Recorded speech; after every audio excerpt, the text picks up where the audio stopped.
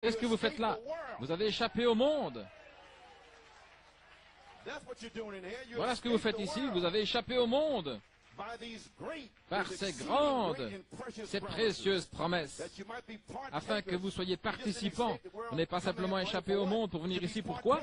Pour être participants de sa nature divine, dans un but. Dieu vous a appelé à la vertu et à la gloire. Alléluia! Pour être participant de sa nature, au travers des promesses. Pouvez vous asseoir. Ayant échappé à la corruption. Écoutez cela, ce que dit le prophète là.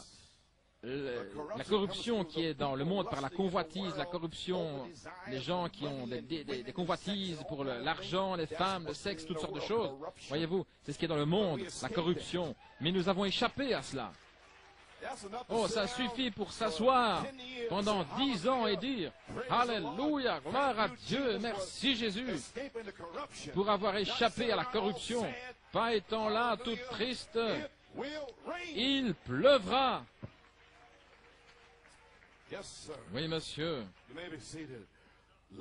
La convoitise pour l'argent, pour les grandes choses, la convoitise pour la popularité, voici, voyez-vous, tout ce sont des désirs, mais ces choses sont mortes pour le croyant. Peu importe une tente ou un cottage, pourquoi me soucierais-je vivre ou mourir, couler ou surnager? La seule chose qui m'intéresse, c'est le royaume de Dieu, que je maintienne mon foyer, que je maintienne ma famille, quoi que ce soit. Laissez-moi maintenir Christ, l'espérance de la gloire.